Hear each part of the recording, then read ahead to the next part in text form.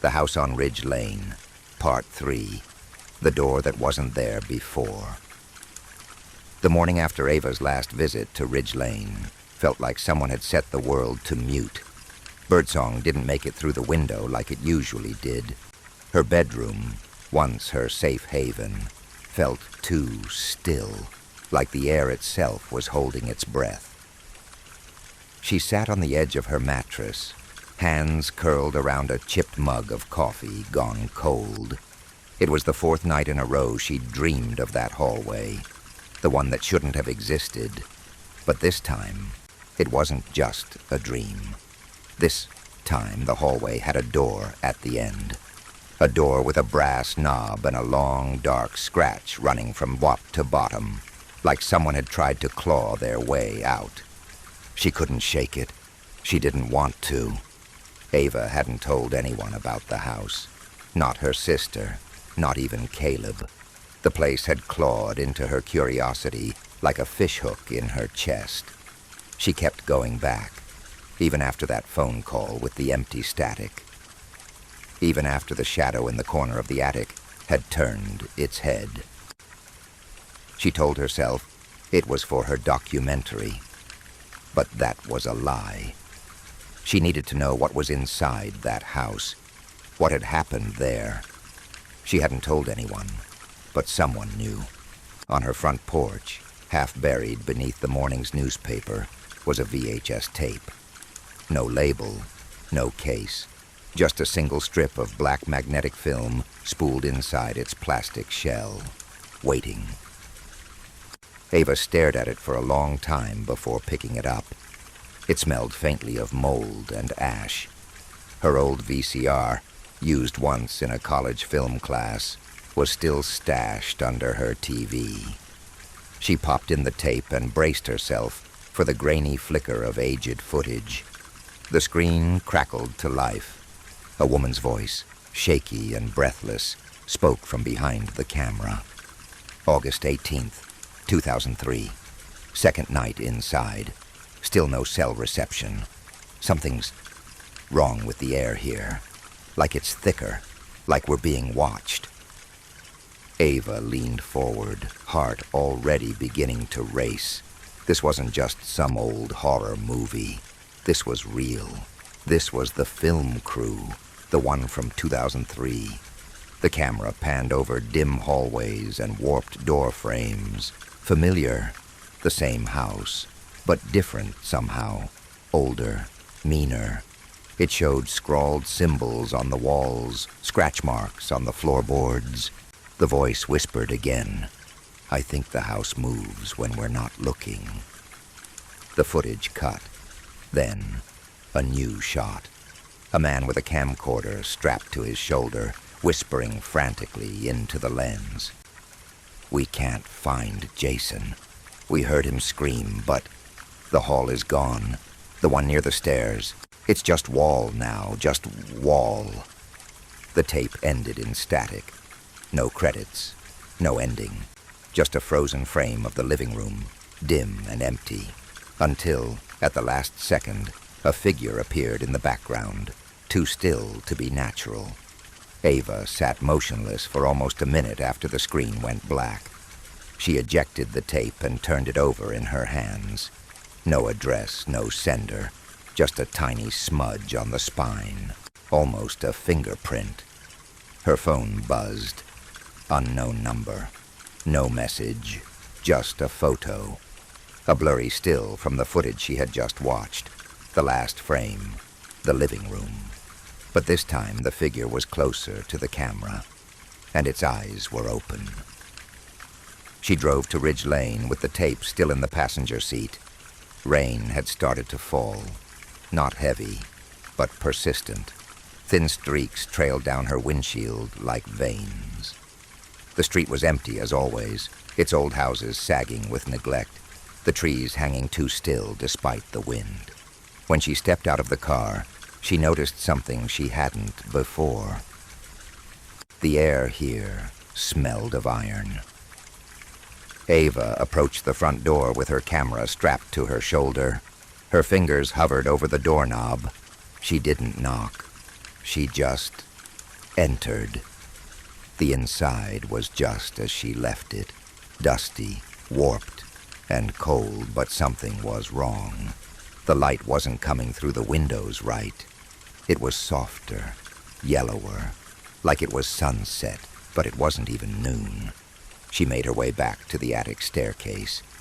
Except now, there were two staircases, one exactly where it had been before, and another, identical, on the opposite side of the house. Ava's mouth went dry. This wasn't how the layout worked. She took the original staircase, the one she knew. It creaked beneath her weight, boards groaning like they hadn't been walked in decades. The attic was dark, but as her eyes adjusted, she saw it.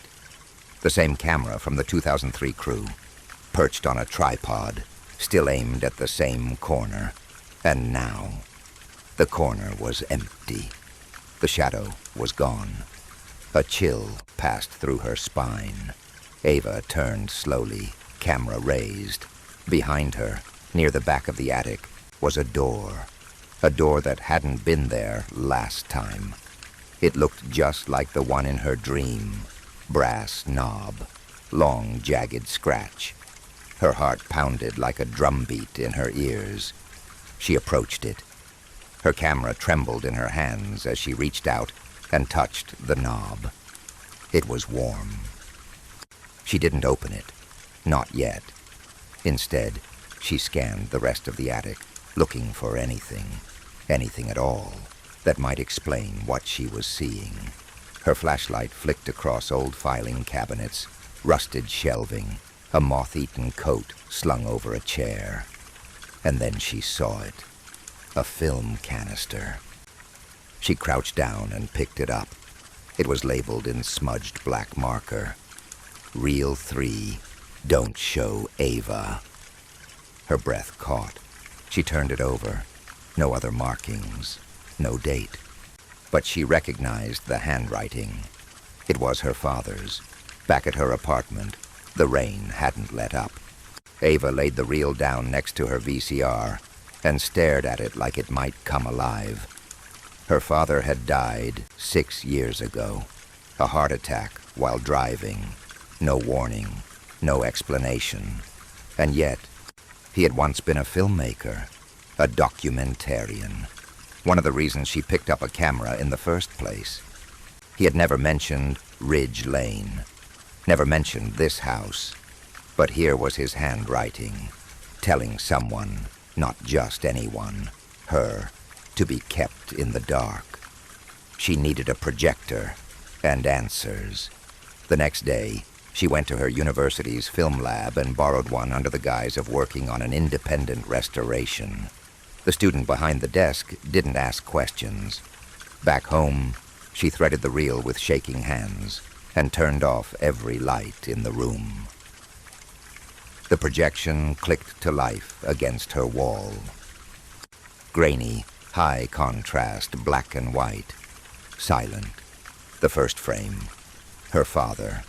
Younger, maybe late 30s, standing in front of the Ridge Lane house. He spoke to the camera, but there was no audio. The film cut to interiors. Her father exploring the rooms, pointing to strange carvings. Then a shot of a basement she didn't recognize. Stone walls, shelves lined with jars filled with dark liquid. In one corner was a mirror, draped in cloth. The film jumped. Her father now in the attic. Same door, same scratch. He opened it. The footage ended there. Just blank white light, as if the film had been overexposed or burned at the source. Ava sat in the dark for what felt like hours. Her father had been in that house. He had opened the door, and he hadn't told anyone. The next morning, Ava couldn't find the film reel. She knew she hadn't misplaced it. She'd left it on the kitchen table, right next to her notepad, half a cup of tea still steeping beside it. But now, the reel was just gone. The cup sat in the same place. The tea now cold, her notes untouched. But the reel vanished. She checked the trash, under the couch, inside the VCR, even though it had never been there. Nothing. A part of her wanted to believe she'd simply forgotten where she put it, that the last 24 hours had been a dream, or a breakdown, or some sort of grief-fueled hallucination. But then she looked at her camera. It had turned itself on, and it had been recording. The footage on the camera was blurry, grainy, like 1,000 tiny hairs wiggled between the lens and the world. But she could make out shapes, movements. She saw herself, sitting on the floor, staring at the projection on the wall. The film had ended, and yet she was still staring. For minutes, unblinking, frozen. Then something emerged behind her, from the shadow in the hallway. It had the vague shape of a man, but its proportions were wrong. Shoulders too wide, neck too long, arms hanging lower than they should. Its movements were slow, intentional. It stepped closer. Ava fast-forwarded. At the very end of the recording, she saw the figure reach for the reel. Then the screen went dark. She didn't remember any of it. She didn't go outside that day. She barely moved from the couch. Her laptop sat on the coffee table. She opened it with fingers that felt numb and searched for the names she remembered from the VHS tape. The 2003 crew. Jason Klein, Rachel Liu, Trevor Delgado, Michael Ames. Almost nothing came up. No LinkedIn pages, no resumes, no obituaries. Just one hit. An old blog post, archived on a digital journal site from the early 2000s. The author, Rachel Liu. The title, The House with Too Many Rooms. It had no date, no tags, just the entry itself, short, fragmented. There were 5 of us. Now there are 3. The basement door only opens if you lie. The mirror doesn't show you. It shows what's waiting to replace you. I left Trevor behind. He asked me to. If you hear humming, don't hum back. Then one final sentence, alone at the bottom. Don't trust the hallway. Ava stared at those words until her screen dimmed. At 3:17 a.m., she awoke to music. Soft, barely audible, like it was being played from another room, behind a wall too thick to hear clearly through. It was a lullaby. Simple, childlike. Something she couldn't place, but that felt familiar in a way that made her skin crawl. She got up, checked her apartment. Nothing. Then she saw the light. It was coming from her bedroom closet. A soft, golden yellow glow, exactly like the light inside Ridge Lane.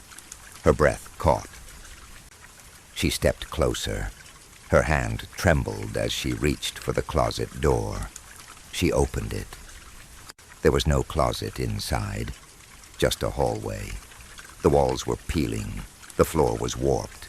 The ceiling light flickered gently, casting shadows that moved just slightly too slow. The same hallway she'd walked in Ridge Lane, except this one had no end. She reached for her phone. Gone. Her camera. Missing. She didn't even remember getting out of bed or changing clothes. But here she was. Ava stepped inside. Behind her, the closet door slammed shut. The lullaby continued, faintly. She followed it. Her footsteps were soft, but they echoed far too loudly, like she was walking inside a cathedral. As she walked, she passed rooms, bedrooms, kitchens, bathrooms, but none of them were hers. Some had furniture that looked like it was from the 1960s.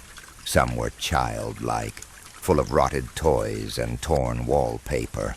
Some were so empty they made her feel like her body was too loud. In one room, she saw a camera on a tripod, pointed at a mirror. In another, she saw a pair of shoes, still tied, with no feet in them. Then, she saw herself. Through a window that shouldn't have been there. On the other side of the glass, She was sitting on her couch, watching the old reel again, reaching for a pen, writing in her notebook.